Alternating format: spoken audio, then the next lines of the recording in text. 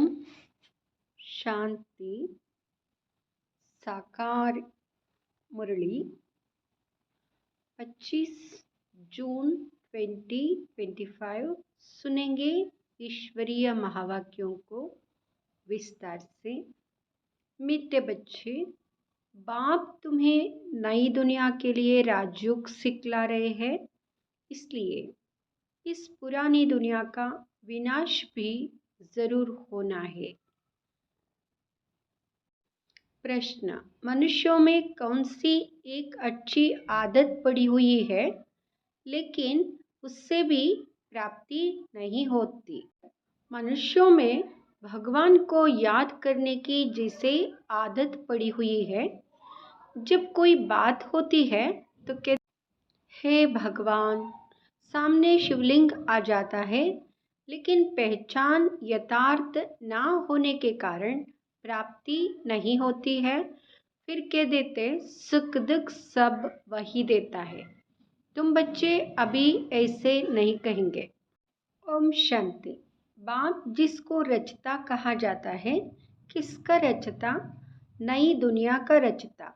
नई दुनिया को कहा जाता है स्वर्ग व सुखधाम। नाम कहते हैं परंतु समझते नहीं हैं। श्री कृष्ण के मंदिर को भी सुखधाम कहते हैं। अब वह तो हो गया छोटा मंदिर। श्री कृष्ण तो विश्व का मालिक था। बेहद के मालिक को जैसे कि हद का मालिक बना देते हैं। श्री कृष्ण के छोटे से मंदिर को सुखधाम कहते हैं। बुद्धि में यह नहीं आता है कि वह तो विश्व का मालिक था, भारत में ही रहने वाला था। तुमको भी पहले कुछ पता नहीं था, बाप को तो सब कुछ पता है। वह सृष्टि के आदि मध्य अंत को जानते हैं। अभी तुम बच्चे जानते हो, दुनिया में तो यह भी किसको पता नहीं है ब्रह्मा विष्णु शंकर कौन है। शिव तो है ऊंचते ऊंच भगवान। अच्छा, फिर प्रजापिता ब्रह्मा कहाँ से आया? है तो मनुष्य ही। प्रजापिता ब्रह्मा तो जरूर यहाँ ही होना चाहिए ना, जिससे ब्राह्मण पैदा हो। प्रजापिता माना ही मुख से एडाप्ट करने वाला। तुम हो मुख वंशावली। अब तुम जानते हो कि कैसे ब्रह्मा को बाप ने अपना बनाकर मुख वंशावली बनाया, इनमें प्रवेश भी किया, फिर कहा कि यह हमारा बच्चा भी है। तुम जानते हो ब्रह्मा नाम कैसे पड़ा, कैसे पैदा हुआ, यह और कोई नहीं जानते हैं। सिर्फ महिमा गाते हैं कि परमपिता परमात्मा ऊंचते ऊंच है, परंतु यह कोई की बुद्धि में नहीं आता कि ऊंचते ऊंच बाप है। हम सभी आत्माओं का वह पिता है, वह भी बिंदु रूप ही है। उनमें सृष्टि के आदि मध्य अंत का ज्ञान है। यह नॉलेज भी तुमको अभी मिली है। पहले जरा भी यह ज्ञान नहीं था। मनुष्य सिर्फ कहते रहते ब्रह्मा विष्णु शंकर, परंतु जानते कुछ भी नहीं। तो उन्हों को ही समझाना है। अभी तुम समझदार बने हो, जानते हो कि बाप ज्ञान का सागर है, जो हमको ज्ञान सुनाते हैं, पढ़ाते। यह राजयोग है ही सतयुग नई दुनिया के लिए, तो जरूर पुरानी दुनिया का विनाश होना चाहिए। उसके लिए यह महाभारत लड़ाई है। आधा कल्प से लेकर तुम भक्ति मार्ग के शास्त्र पढ़ते आए हो। अब तो बाप से डायरेक्ट सुनते हो। बाप कोई शास्त्र नहीं बैठकर सुनाते हैं। जब तब करना, शास्त्र आदि पढ़ना, यह सब भक्ति है। अब भक्तों को भक्ति का फल चाहिए, क्योंकि मेहनत करते ही है भगवान से मिलने के लिए, परंतु ज्ञान से है सद्गति। अभी है ही भक्ति का राज्य, सब भगत है। हर एक के मुख से ओ गॉड फादर जरूर निकलेगा। अब तुम बच्चे जानते हो कि बाप ने अपना परिचय दिया है कि मैं छोटी बिंदी हूँ। मुझे ही ज्ञान का सागर कहते हैं। मुझ बिंदु में सारा ज्ञान भरा हुआ है। आत्मा में ही नॉलेज रहती है। अभी तुम बच्चे समझते हो कि उनको परमपिता परमात्मा कहा जाता है। वह है सुप्रीम सोल, अर्थात सबसे ऊंचते ऊंच पतित पावन बाप ही सुप्रीम है ना। मनुष्य है भगवान कहेंगे तो शिवलिंग ही याद पड़ेगा, वह भी यथार्थ रीति से नहीं। एक जैसे की आदत पड़ गई है कि भगवान को याद करना है, भगवान ही सुख दुख देता है। अभी तुम बच्चे ऐसे नहीं कहेंगे। तुम जानते हो कि बाप तो सुखदाता है। सतयुग में सुखदाम था, वहाँ दुख का नाम नहीं था। कलयुग में है ही दुख, यहाँ सुख का नाम ही नहीं है। ऊंचते ऊंच भगवान, वहाँ है सर्व आत्माओं का बाप। यह किसको पता नहीं है कि आत्माओं का बाप भी है, कहते भी है हम सब ब्रदर्स है। तो जरूर सब एक बाप के बच्चे ठहरे ना। कोई फिर कह देते कि वह तो सर्वव्यापी है, तेरे में भी है, मेरे में भी है। अरे तुम तो आत्मा हो, यह तुम्हारा शरीर है, फिर तीसरी चीज कैसे हो सकती है? आत्मा को परमात्मा थोड़े ही कहेंगे। जीव आत्मा कहा जाता है, जीव परमात्मा नहीं कहा जाता। फिर परमात्मा सर्वव्यापी कैसे हो सकता? बाप सर्वव्यापी होता तो फिर फादरहुड हो जाता। फादर को फादर से वर्षा थोड़े ही मिलेगा, बाप से तो बच्चा ही वर्षा लेता है। सब फादर कैसे हो सकते? इतनी छोटी सी बात भी कोई की समझ में नहीं आती है।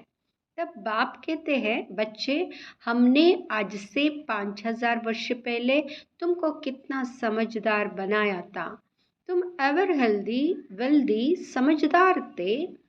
इससे जास्ती समझदार कोई हो नहीं सकता। तुमको अभी जो समझ मिलती है यह फिर वहाँ नहीं होगी। वहाँ यह थोड़े ही मालूम रहता कि हम फिर गिरेंगे। यह मालूम हो तो फिर सुख की वासना ही ना आए। यह ज्ञान फिर प्रायलोप हो जाता है। यह ड्रामा का ज्ञान सिर्फ अभी तुम्हारी बुद्धि में है। ब्राह्मण ही अधिकारी रहते, तुम्हारी बुद्धि में है कि अब हम ब्राह्मण वर्ण के हैं, ब्राह्मणों को ही बाप ज्ञान सुनाते हैं, ब्राह्मण फिर सबको सुनाते हैं। गायन भी है कि भगवान ने आकर स्वर्ग की स्थापना की थी, राजयोग सिखाया था। देखो श्री कृष्ण जयंती मनाते हैं, समझते हैं कि श्री कृष्ण वैकुंठ का मालिक था, परंतु वह विश्व का मालिक था, यह बुद्धि में नहीं आता। जब उनका राज्य था तो और कोई धर्म नहीं था, उनका ही सारे विश्व पर राज्य था और जमुना के किनारे था। अब तुमको यह कौन समझा रहे हैं? भगवान वाच। बाकी वह जो भी वेद शास्त्र आदि सुनाते, वहाँ है वेद शास्त्र आदि, वहाँ है भक्ति मार्ग के। यहाँ तो खुद भगवान तुमको सुना रहे हैं। अभी तुम समझते हो हम पुरुषोत्तम बन रहे हैं। तुमको ही यह बुद्धि में है कि हम शांतिधाम के रहने वाले हैं। फिर हम आकर 21 जन्मों की प्रारब्ध भोगेंगे। प्रारब्ध 21 जन्मों के लिए भोगेंगे। अभी पुरुषार्थ करेंगे। तुम बच्चों को अंदर में खुशी से गदगद होना चाहिए कि बेहद का बाबा शिव बाबा हमको पढ़ा रहे हैं। वह ज्ञान का सागर है, सृष्टि के आदि मध्य अंत को जानता है। ऐसा बाबा हमारे लिए आया है तो खुशी में गुदगुदी होती है। बाबा को कहते हैं, बाबा हमने आपको अपना वारिस बनाया है। बाप बच्चों पर वारी जाते हैं, बच्चे फिर कहते हैं कि भगवान आप जब आएंगे तो हम आप पर वारी जाएंगे, अर्थात बच्चा बनाएंगे। यहाँ भी अपने बच्चों को ही वारिस बनाते हैं। बाबा को वारिस कैसे बनाएंगे? यह भी गुह्य बात है। अपना सब कुछ एक्सचेंज करना, इसमें बुद्धि का काम है। गरीब तो जट एक्सचेंज कर लेंगे, साहूकार मुश्किल करेंगे। जब तक कि पूरी रीति ज्ञान ना उठावे, इतनी हिम्मत नहीं रहती। गरीब तो जट कह देते, बाबा हम तो आपको ही वारिस बनाएंगे, हमारे पास रखा ही क्या है। वारिस बनाकर फिर शरीर निर्वाह भी अपना करना है, सिर्फ ट्रस्टी समझकर रहना है। युक्तियाँ बहुत बताते रहते हैं, बाप तो सिर्फ देखते हैं कि कोई पाप कर्म में तो पैसे खराब नहीं करते हैं। मनुष्य को पुण्य आत्मा बनाने में पैसा लगाते हैं, सर्विस भी कायदेशीर करते, यह पूरी जांच करेंगे फिर सब राय देंगे। यह भी धंधे में ईश्वर अर्थ निकालते थे ना, वह तो था इनडायरेक्ट। अभी बाप डायरेक्ट आए हैं। मनुष्य समझते हैं हम जो कुछ करते हैं उनका फल ईश्वर दूसरे जन्म में देते हैं। कोई गरीब दुखी है तो समझेंगे कर्म ही ऐसा किया हुआ है। अच्छे कर्म किए हैं तो सुखी है। बाप तुम बच्चों को कर्मों की गति पर समझाते हैं। रावण राज्य में तुम्हारे सब कर्म विकर्म ही हो जाते हैं। सतयुग और त्रेता में रावण ही नहीं, इसलिए वहां कोई कर्म विकर्म नहीं होता है। यह जो अच्छे कर्म करते हैं उनका अल्पकाल के लिए सुख मिलता है। फिर भी कोई ना कोई रोग किटपिट तो रहती ही है, क्योंकि अल्पकाल का सुख है। अभी बाप कहते यह रावण राज्य ही खत्म होना है। राम राज्य की स्थापना शिव बाबा कर रहे हैं। राम राज्य की स्थापना शिव बाबा करते हैं। तुम जानते हो यह चक्र कैसे फिरता है। भारत ही फिर गरीब हो जाता है। भारत आज से 5000 वर्ष पहले स्वर्ग था। इन लक्ष्मी नारायण का राज्य था। पहले गद्दी उनकी चली थी। श्री कृष्ण प्रिंस फिर स्वयंवर किया तो राजा बना। श्री नारायण नाम पड़ा। यह भी तुम अभी समझते हो तो तुमको वंडर लगता है। बाबा आप सारे रचता रचना की नॉलेज सुनाते हो। आप हमको कितना ऊंच पढ़ाते हो। बलिहार जाओ, हमको तो सिवाय एक बाप के और कोई को याद नहीं करना है। अंत तक पढ़ना है तो जरूर टीचर को याद करना है। स्कूल में टीचर को याद करते हैं ना। उन स्कूलों में तो कितने टीचर्स होते हैं। हर एक दर्जे का टीचर अलग होता है। यह तो एक ही टीचर है, कितना लवली है। बाप लवली, टीचर लवली, सदगुरु लवली। पहले तो अंधश्रद्धा से याद करते थे, अभी तो डायरेक्ट बाप पढ़ाते हैं तो कितनी खुशी होनी चाहिए।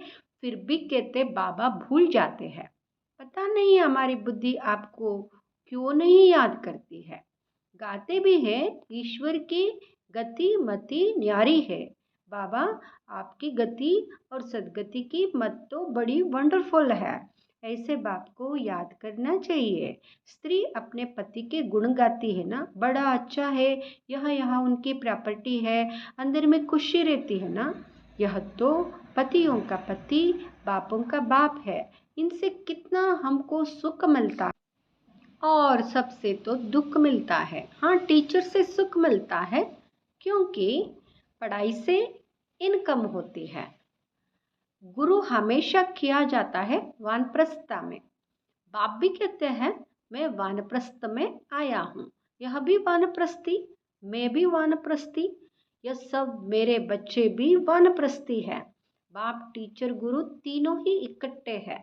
बाप टीचर भी बनते हैं, फिर गुरु बन साथ ले जाते हैं। उस एक बाप की ही महिमा है। यह बातें और कोई शस्त्र आदि में नहीं है। बाबा हर बात अच्छी रीति समझाते हैं। इनसे ऊंची नॉलेज कोई होती नहीं, ना जानने की दरकार रहती है। हम सब कुछ जानकर विश्व के मालिक बन जाते और जास्ती क्या करेंगे। बच्चों की बुद्धि में यह हो तब खुशी में और उसी याद में रहे। पुण्य आत्मा बनने के लिए याद में जरूर रहना चाहिए। माया का धर्म है तुम्हारे योग को तोड़ना।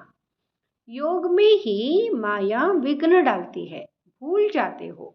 माया के तूफान बहुत आते हैं, यह भी ड्रामा में नोंद है। सबसे आगे तो यह है, तो इनको सब अनुभव होते हैं। मेरे पास जब आए तब तो सबको समझाऊं ना। यह सब माया के तूफान आएंगे, बाबा के पास भी आते हैं, तुमको भी आएंगे।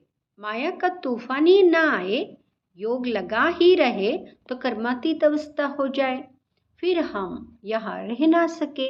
कर्मातीत अवस्था हो जाएगी तो फिर सब चले जाएंगे।